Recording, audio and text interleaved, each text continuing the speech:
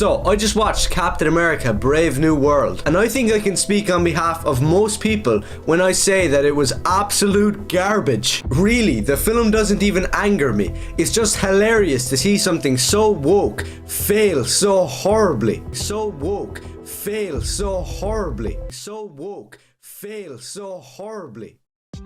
Adamantium was introduced in Captain America Brave New World as a valuable new mineral discovered within the celestial mass, aka Tiamat, the celestial in Earth's core who broke through the crust in the Eternals film, but then was transformed into, we thought, marble by the Eternal Circe's transfiguration powers. Part of that transfiguration apparently meant some amounts of adamantium were inside of Tiamat's marbleized corpse. This adamantium was discovered by the Japanese and then refined in a mining site and then stolen by the Serpent Society, who we found out was actually paid by Samuel Stearns, the leader, using a CIA black fund. This sample was then recovered by Captain America Sam Wilson and Joaquin Torres from Mexico and then stored in a secure facility by the Americans.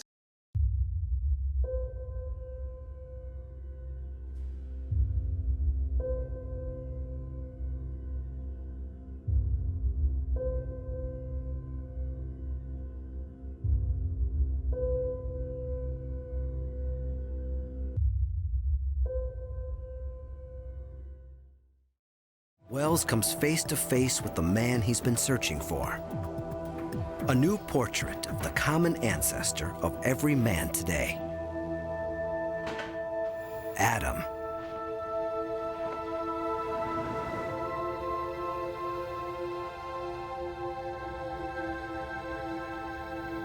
Without a skull, we can't know for sure what Adam looked like. But a combination of genetic evidence, vendors' forensic skills, and cutting-edge computer software suggest he looks something like this. Thousands of years after the Bible, and hundreds of years after Michelangelo, we have a whole new face for Adam. Isaiah Bradley. He made his first appearance in Truth, Red, White, and Black, issue number 1, that was released in January of 2003.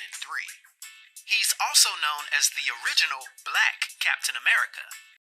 I just watched Captain America Brave New World, and I think I can speak on behalf of most people when I say that it was absolute garbage. Really, the film doesn't even anger me. It's just hilarious to see something so woke fail so horribly. So the worst part about the brand new Captain America that doesn't even star Captain America is the fact that the entire film, because they know that nobody really likes the word would be...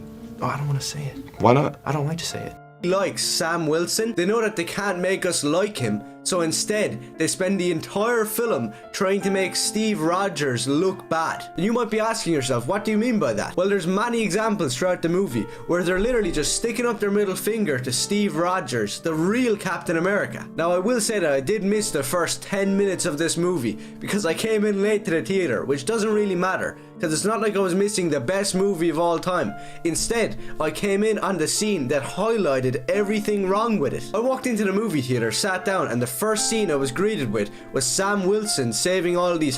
Have you ever said it? No, sir. Try it. I don't like to say it. Try it. Really? Seriously? We're not gonna have this conversation unless you say it. Hostages in a church. I don't know where it was set. Basically, none of the hostages were white, and none of them could speak English. So they were sitting there speaking Spanish or some foreign language, and Sam Wilson flies in and knows the language perfectly. So immediately I was shaking my head. You're basically making a point showing us how culturally diverse... I don't want to say it. Come on. Will you say it? No. That's not the same thing. Why do you want me to say it? They're gonna bleep it when you say it on your show. So say it. Basically making a point showing us how culturally diverse Sam Wilson is. They managed to jump in there and turn them black. Alright, so recently I found out about this channel called Ranting for Vengeance, and they seem to be the new anti-woke grifter in town. Now, usually when I talk about anti-woke grifters, I never really feel threatened or intimidated by them. But this guy, he's a little different. See, the minute I click on his channel, I think, oh, I can make fun of this guy. But then I go look at his banner, and it says, Ranting for Vengeance. Death to all posers. I mean, if that just doesn't scream cool, I don't know what does. And if you weren't certain they were an anti-woke grifter, well, just take a look at their thumbnail. pedophiles because they will always remind you that they are on the anti-woke grift. Woke, woke, woke.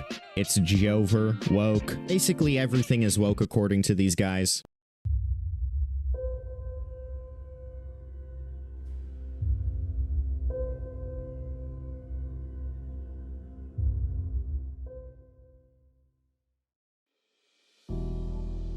Look at this here.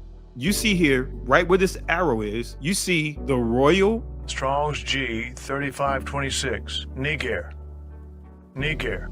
And notice you see company. This was not a negative word. This is facts. Like everything that was ours, they came in and they made it a negative thing. Think about how they hijacked the word woke. I just watched Captain America Brave New World, and I think I can speak on behalf of most people when I say that it was absolute garbage. Really, the film doesn't even anger me. It's just hilarious to see something so woke. Now, Mr. Isaiah Bradley was a native of New York City, growing up and even meeting his wife named Faith Shabazz here. After their marriage in 1940, Isaiah would still be a newlywed during the Pearl Harbor attacks, and would join the U.S. Army to serve his country. This is when things get sketchy, because the Army still wanted to make more super soldiers similar to Steve Rogers' Captain America. But they had a hard time reproducing the results due to the death of the project's director, named Dr. Erskine.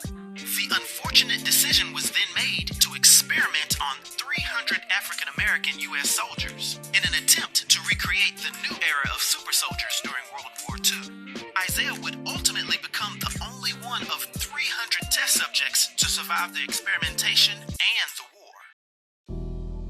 And now our own brothers and sisters are railing against the word woke. Don't want to even mention woke.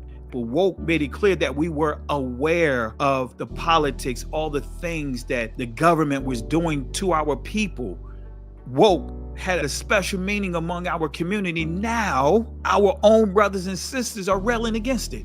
It started with the Republican Party. They started attaching the feminist movement to it, the gay and lesbian movement. Everything is now woke from a perspective of how it's been taken out of its context. But I'm going to keep saying we woke now. That's biblical. But you see, it was not a negative word. That's the point I want to reiterate. This map is the map of Houseland, Captain Lugard's, and Reverend C.H. Robinson's routes. You also see British Protectorate. This is showing the 3 companies that literally annexed the entire continent of Africa. So let's break down this word right here. Adamawa. Let's zoom in. Adamawa. What does that mean? What does that word mean? The Nuttall Encyclopedia of Universal Information. Let's see what it says. This is published in 1900. It says here, Adamawa, a region in the lower Sudan with a healthy climate and a fertile soil, rich in all tropical products. Adamawa, doesn't that sound familiar? Look at that right there. That is a man's hand, northeastern South Sudan. Has his hand placed over soil. Of course, it's a drought going on during this time when I got this photo because I want to show the proper clarity of Jeremiah, where it says Judah is blackened to the ground, Quadar, showing that the Israelites, because of the drought, they were dark and ashy. Let's go to Genesis chapter 2, verse 7. It says, and Yahweh formed man, Adam, of the dust of the ground, Adamah, and breathed into his nostrils the breath of life. And man, Adam, became a living soul.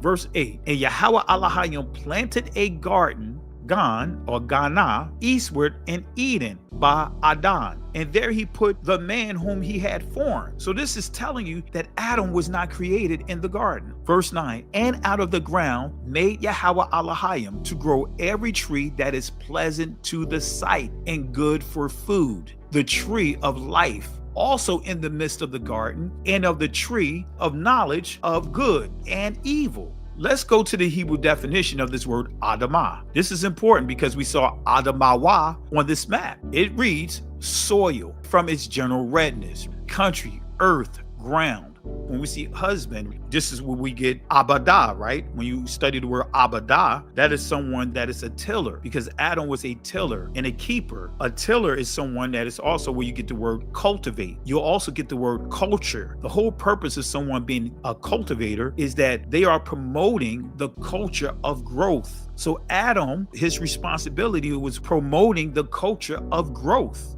So that's why you see husband or husbandman or husbandry. So could this be the same region where the soil was so fertile that Yahweh created Adam?